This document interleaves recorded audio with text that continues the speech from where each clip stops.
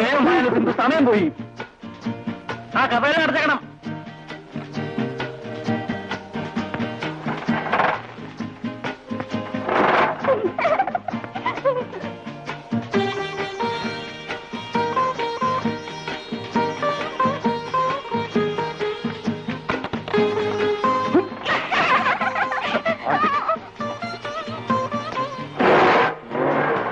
കാലത്ത് കഴിച്ചത് മുഴുവൻ ദഹിച്ചു.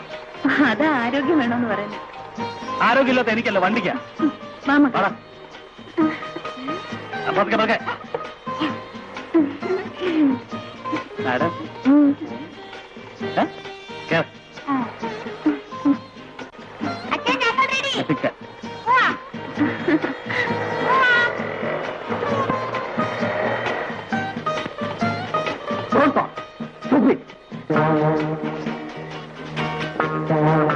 പതിവുള്ള വഴക്ക് ആരംഭിച്ചു.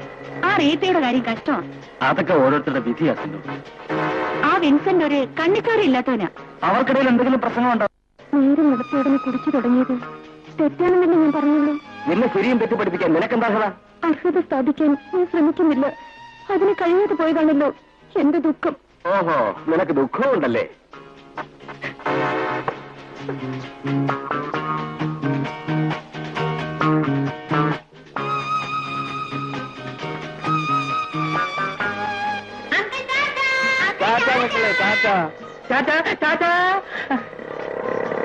ഇതാണ് സന്തുഷ്ട കുടുംബം എന്ന് പറയുന്നത്. ഭാര്യയും കിളി പോലെ 2 മക്കൾ. ആഹാ, നിങ്ങൾ എന്നെ നോക്കിയിട്ട് കാര്യമില്ലേ? ഇതിനൊക്കെയാ തലയിൽ എഴുതണമെന്ന് പറയുന്നത്. ഇനിയിപ്പോ വയസ്സാം കാലത്ത് സഹിച്ചോ?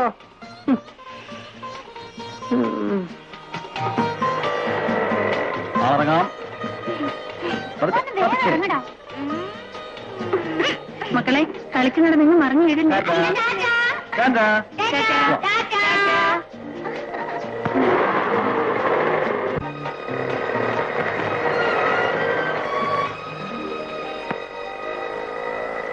ഞാൻ പോട്ടെ.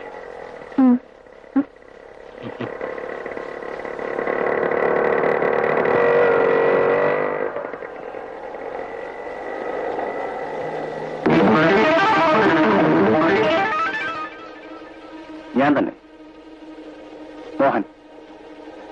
നിഴൽ പോലെ നിന്നെ ഇങ്ങനെ ചുറ്റി നടക്കുന്നത് എന്തിനാണെന്ന് അറിയാലോ. മോഹൻ ഇന്നുവരെ ആഗ്രഹിച്ചൊന്നും നേടാൻ പോയിട്ടില്ല.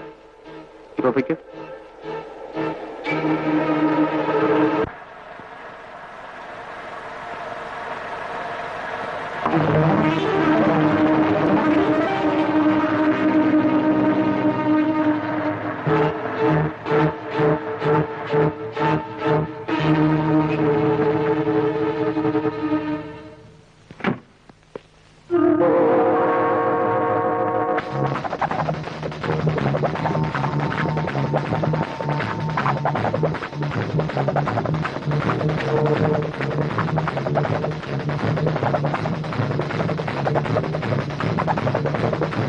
ആ ഓടിപ്പോയവരാരാണ്? ഇവിടെ നിന്ന് ഇറങ്ങി ഓടിപ്പോയവരാരാണെന്നാണ് ചോദിച്ചത്. ഇവിടെ ആരുമില്ലായിരുന്നു. എന്നെ തൊട്ടുപോരുത്. ഞാനും ഒരു ഭാര്യയാണ്. വിവാഹശേഷം ഒരിക്കൽ പോലും എന്നോടത്ത് ശയിച്ചിട്ടില്ലാത്ത ഭർത്താവിന്റെ ഭാര്യ. സ്നേഹത്തോടെ ഒരു വാക്കുപോലും ഭർത്താവിൽ നിന്ന് കേട്ടിട്ടില്ലാത്ത ഭാര്യ. സ്നേഹവും കിടപ്പും ഒക്കെ അതിനോട് നടത്തിയോളല്ലേ നീ? വിൻസെന്റ്, വിവാഹത്തിന് മുമ്പേ ഗർഭാലസിപ്പിച്ച നിന്നെ ഞാൻ സ്നേഹിക്കണം. നിന്റെ കൂടെ ഞാൻ കിടക്കണം. നീ നിന്റെ തന്തയും കൂടെ എന്നെ വഞ്ചിക്കായിരുന്നില്ലേ? ആരാരെയാണ് വഞ്ചിച്ചതെന്ന് നിങ്ങളുടെ മനസാക്ഷിയോട് ചോദിക്കൂ. വിവാഹത്തിന് മുൻപ് ഞാൻ പിഴച്ചവളാണ്, ഗർഭാലസിപ്പിച്ചവളാണ്. അതിന്റെ വില വാങ്ങിയല്ലേ മൂത്ത് നിറച്ച് മൂക്കിൽ പല്ലുവന്ന് നിന്നിരുന്ന് നിങ്ങൾ 2 സഹോദരിമാരെ കെട്ടിച്ചയച്ചത്. അല്ലെങ്കിൽ ഗർഭാലസിപ്പിക്കാൻ പോലും നിവൃത്തിയില്ലാതെ അവർ നിങ്ങളുടെ വീട്ടിൽ തെറ്റുകൂട്ടുമായിരുന്നു. ഇന്ന് നിങ്ങളുടെ കുടുംബം അന്തസ്സോടെ കഴിയുന്നത് ഞാൻ ഗർഭാലസിപ്പിച്ചവളായതുകൊണ്ടാണ്. പണം കണ്ടപ്പോൾ അതിന് മീത് ആർത്തിയോടെ കമിഴ്ന്നു വീണ നിങ്ങൾ ഇന്ന് എന്റെ ചാരിത്രത്തിൽ പട്ടിയെ പോലെ കാണുന്നു.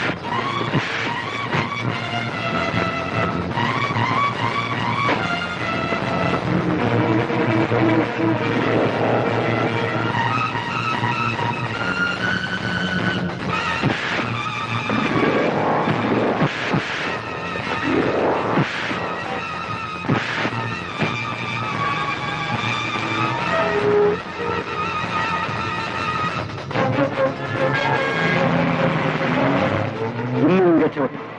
ഇനി നിന്നെ എന്റെ കയ്യിൽ കിട്ടുന്ന ദിവസം നിന്റെ അവസാനമായിരിക്കും.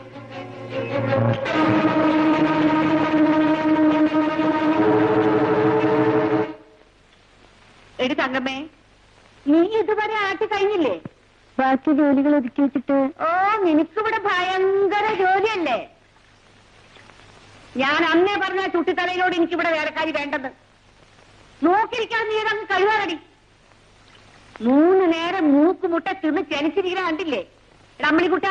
ഒരു പന്ന കിളവി ചാവുകയില്ല, കട്ടിൽ ഒഴിയുകയില്ല, അഴുക്ക കിളവി. എന്താ അമ്മച്ചി? എടാ, നീ അവിടെ എന്ത് ചെയ്യാറുണ്ട്? ഞാൻ ഈ പുറം പറക്ക്, ഈ ചപ്പ് ചിപ്പ് പറക്കുക. ഞാനൊന്ന് പറഞ്ഞേക്കാം, മര്യാദയ്ക്ക് ജോലി ചെയ്യാൻ ആവെങ്കിൽ ഇവിടെ നിന്നാ മതി. അല്ല, എന്റെ ഒരു തലവിധിയെ, മോളില്ലാഞ്ഞിട്ടാണോ മരുമോളില്ലാഞ്ഞിട്ടാണോ? കിളവി ചാവാതെ അവര് പടി അവട്ടത്തില്ല എന്ന് പറഞ്ഞിട്ടല്ലേ മരുമോൾ ഇവിടുന്ന് പോയത്. അവള് പോട്ടടാ, ഞാൻ ജീവിച്ചിരിക്കുന്നിടത്തോളം കാലം അറുവാണിക്ക് ഈ പടി കയറ്റില്ല. വല്യമ്മച്ചി ജീവിച്ചിരിക്കുന്നിടത്തോളം കാലം ആ. പാവ ചേച്ചി വീട്ടിൽ കിടന്ന് ജാവത്തേ ഉള്ളൂ. എന്താ പറഞ്ഞത്? അല്ലമ്മച്ചി, അമ്മച്ചി ജീവനോട് ഇരിപ്പില്ലേ, അതുകൊണ്ടല്ലേ ചേച്ചി ഇങ്ങോട്ട് വരാട്ടെ.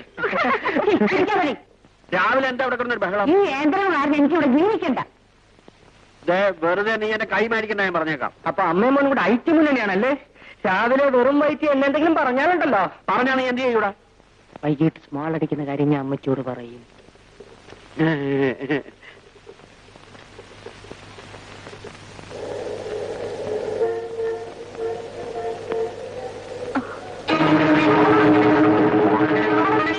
നിങ്ങൾ ദയവായി എന്നെ ശല്യം ചെയ്യരുത്. ഞാൻ മറ്റൊരാളുടെ ഭാര്യയാണ്. അത് കള. കഴുത്തിൽ താലി അണിഞ്ഞ് പരപുരുഷന്മാരുമായി ശയിക്കുന്ന എത്രയോ ശീലാവധികൾ എനിക്കറിയാം. നിന്റെ കഴുത്തിലുള്ള ഇതിനൊക്കെ അതിൽ തൂങ്ങുന്ന പവന്റെ വില പോലും ഇല്ല. നിങ്ങൾ ഉദ്ദേശിക്കുന്ന തരക്കാരിയല്ല ഞാൻ. 2 കുട്ടികളുടെ അമ്മയാണ്. അതുകൊണ്ടിപ്പോ കുഴപ്പമൊന്നുമില്ല. വിശ്വസ്തയായ ഭാര്യ, അമ്മയുമായി, അതൊക്കെ വീട്ടിൽ. എനിക്ക് വേണ്ടി ചെറിയൊരു അഡ്ജസ്റ്റ്മെന്റ്. അനാവശ്യം പറയരുത്. സിന്ധു, ഈ മോഹനെ നിനക്ക് അറിഞ്ഞുകൂടാ. ആഗ്രഹിച്ചൊന്നും തന്നെ നടക്കാതിരുന്നു. സംഗതി വഷളാക്കരുത്. മോശം നിനക്ക, ഞാൻ പറഞ്ഞേക്കാം.